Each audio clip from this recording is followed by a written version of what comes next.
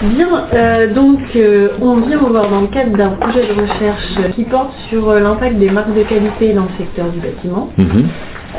Dans le cadre, donc le projet à peu près à la moitié, ça fait 1 an et demi qu'il est démarré. Et donc dans le cadre de ce projet, on fait des monographies de labels, donc labels marque de qualité, enfin bref, c'est large, dont l'une porte sur RGE. Ce pourquoi on vous a plus spécifiquement contacté aujourd'hui. Et il y a aussi un autre lot qui va porter sur les artisans et l'évolution de leurs pratiques sous l'impact des différentes signes de qualité qui peuvent mobiliser au quotidien.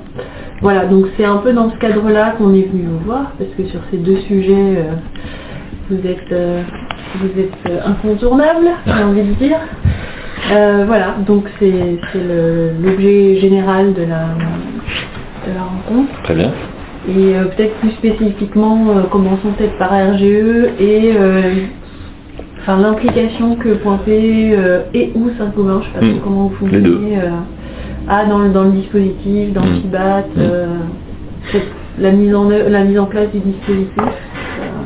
Alors, vous avez suivi l'histoire vous du RGE depuis 2009, puisque les premières fois qu'on en a parlé, c'était dans un bâtiment de 2009, novembre 2009, où cette notion d'éco-conditionnalité, et on parlait de reconnu Grenelle à l'époque, donc a vu le jour.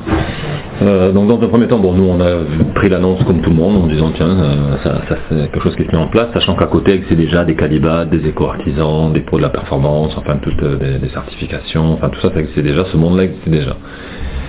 Et le sujet quand il est présenté, il est louable. Éclairer le chemin sur l'ensemble des qualifications avec un chapeau qui se rajoute sur les qualifications existantes pour dire à un particulier, plutôt c'est quand même la cible, un particulier.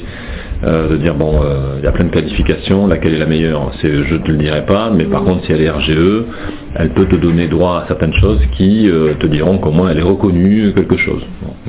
Garant de l'environnement, sans faire de politique, ça parle un peu plus aux gens que Grenelle, et ça peut traverser le temps. Donc voilà. Donc on voit ça arriver, avec des échéances annoncées, mais pas formalisées. Donc on entend ça.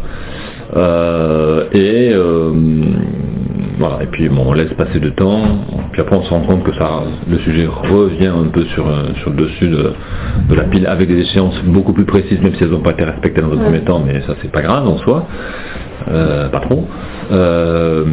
Donc quand on voit des sujets comme ça, à la taille de notre entreprise, et là je parle que pour Point P méthode de construction, je ne peux pas me positionner ni Saint-Gobain Bâtiment France, vous connaissez un peu l'architecture de notre groupe un peu ou pas, oui, non?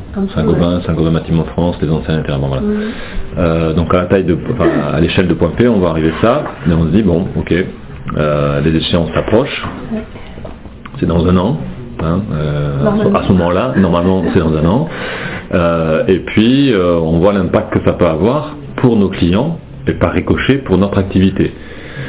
Moi je suis dans un service qui s'appelle efficacité énergétique, donc concerné par le sujet, et la spécificité entre guillemets de mon activité, du service, elle est d'accompagner le commerce, pas forcément de dire je suis des produits pour en vendre le plus possible, en gagnant le plus d'argent possible, même si c'est pas un gros mot de gagner de l'argent dans notre métier, mais je suis un peu à côté du core business de notre métier qui est la distribution, où on a toute une partie du marketing qui va gérer des produits, des fournisseurs, des prix et un réseau.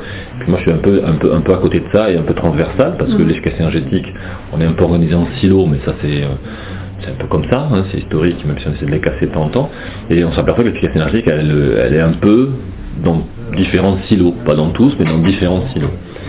Et moi je suis plutôt sur comment accompagner, à la fois en interne, pour qu'on comprenne ce qui se passe, les réglementations qui changent, la fiscalité qui bouge, etc.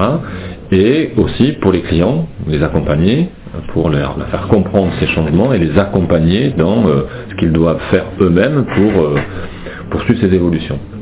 Donc quand on prend le sujet RGE, on n'en voit pas l'ampleur telle qu'on peut le voir aujourd'hui, à cette époque-là, ça c'était il y a 2 ans.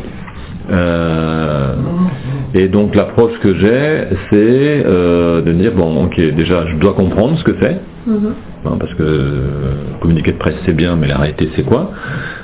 Comment ça marche? Et je me dis, comment on fait pour le devenir?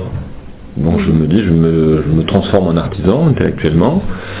Pas facile, hein, parce que je ne fais pas le même métier qu'eux, et j'ai beaucoup de respect pour eux, mais moi je suis plutôt plus souvent assis devant un ordinateur que eux, donc j'ai peut-être certaines facultés pour faire certaines choses, mais j'en ai aucune pour en faire d'autres. Mais en tout cas pour ce sujet-là, donc j'essaie de me mettre un peu à leur place, et donc j'essaie de comprendre comment ça marche. Bon, c'est important. De comprendre comment on fait pour le devenir. Bon.